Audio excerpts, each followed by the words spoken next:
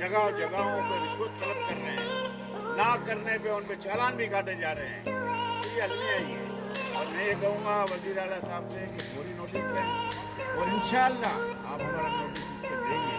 सुन के देखें, ये अवामी हुकूमत है, ये जमहूरियत है, ये अवाम की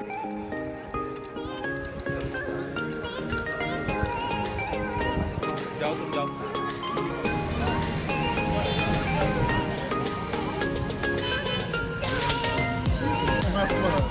हमने पहले एक हफ्ते पहले भी दिया, हमने एक हफ्ते पहले दिया, मुझे 2 दिन पहले भी